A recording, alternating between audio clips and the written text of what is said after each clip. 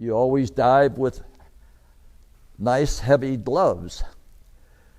And you have to understand your weight belt and how to make yourself buoyant.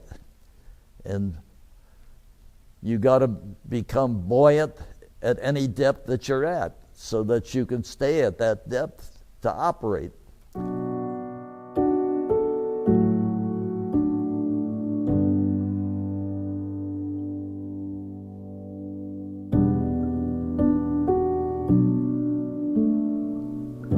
Another thing you learn is you never dive alone. You always have a dive buddy because things could happen to you down there. And the worst thing that can happen is when you get inside of a ship, a sunken ship, or inside of a tank or something like that, you can get vertigo real easy. I had a very bad experience with that, which I'll cover a little later.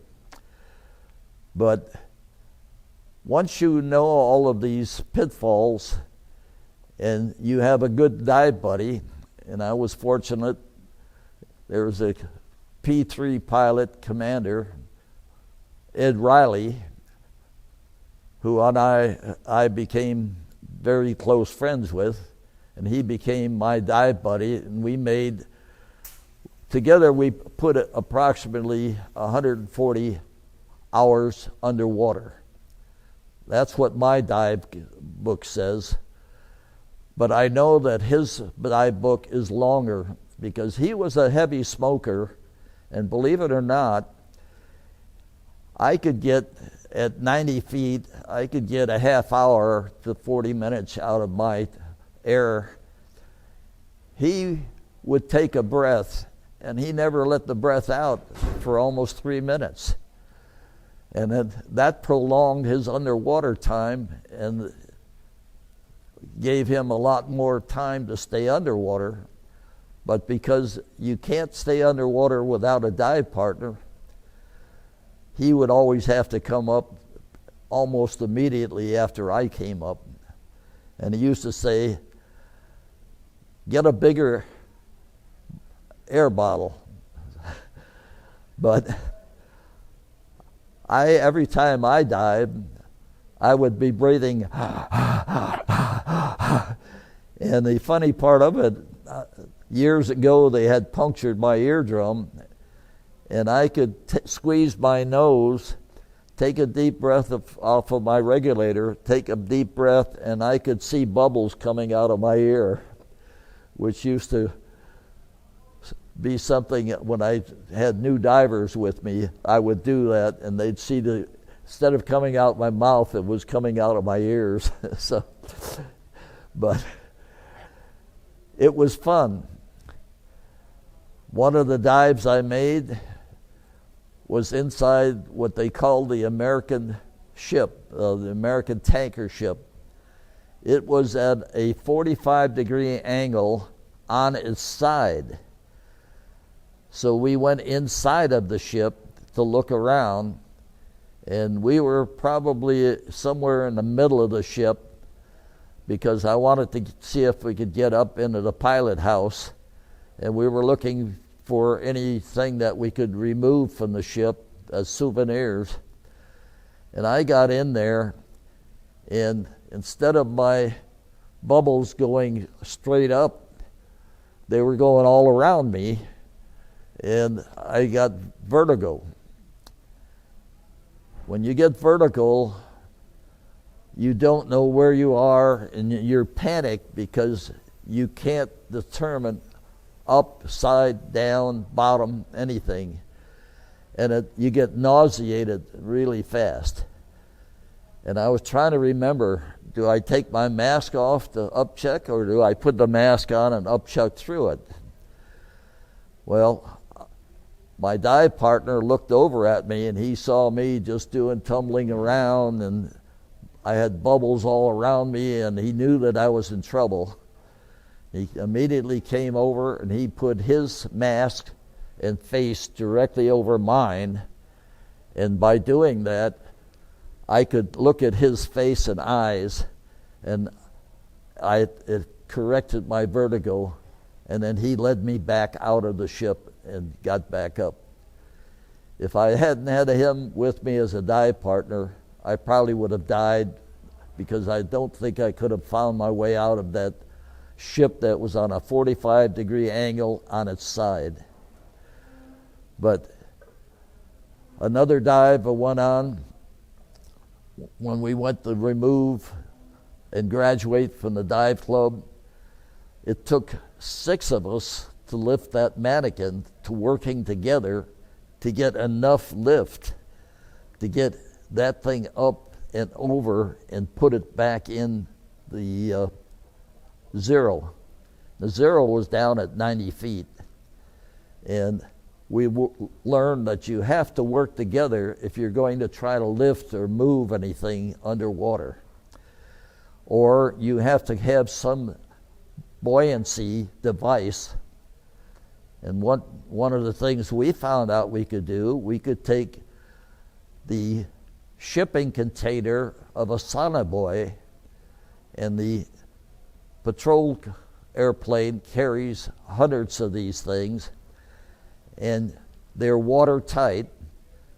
When they take the sonobuoy out of the tube, you can put the end caps back on, and you could fill the tube with water, which will allow it to sink. And as you go and sink and everything, when you get to wherever you want to stay buoyant, all you have to do is pump a little air into it, the same as you would do with your buoyancy compensator. You adjust that with the amount of air in it constantly to make you neutral so that you can float out there alongside of something or inside of a ship.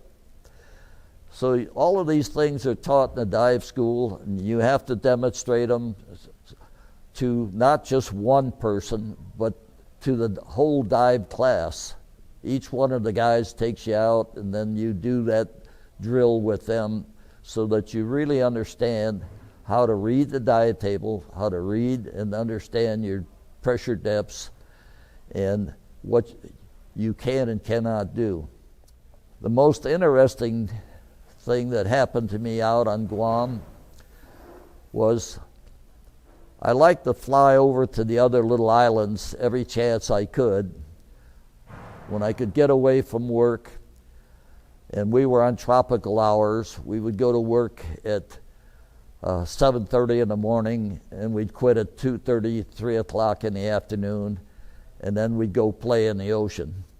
We had a Coast Guard group there with us that we supported, and they were Coast Guard rescue helicopters, and then we had a Navy helicopter in addition to the Coast Guard helicopters that we supported. And anytime they went out on patrol, when they were going to go out and see if somebody was violating anything in the ocean there, or they would look at the various ships that were around the island and things like that, they would report it in. And if you had time off, you could go for a ride with them. And I did that on a number of occasions. And when I was up one time with them, we were over off the island of Rota. And Rota is 475 feet above the ocean. And it's surrounded, it has a cliff all the way around it, so that it is like a mountain with sheer cliffs all the way around it out in the middle of the ocean, 25 miles north of Guam. And it's heavily jungle island. It has a schoolhouse there and some Micronesians that go to school and live there. And while we were flying by it, I looked down and they showed me the outline of what looked like a giant ship. That was, the outline showed that the middle of the ship was really wide and had a narrow bow and a narrow fantail. And that, if you look World War II battleships, that's the way it looked from the air underwater. So I took some pictures of that, and then we flew over around the island, and we took some pictures of the entrance of a big cave that was there.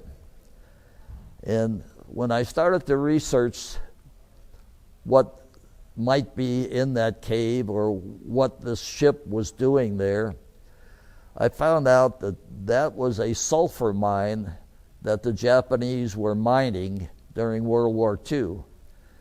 And that ship that was there looked like a huge battleship, but in reality, we found out after we dove on it that the side plates had taken 3 bombs. One bomb came through the bow, passed through the ship, and didn't explode. The second bomb went into the engine room and exploded, and that blew all the side of the ships out, and that's why it had this huge irregular shape. The third bomb passed through the fantail. Now this ship was roughly 1 mile off the coast of Rota, and we decided that we'd really like to go dive on that.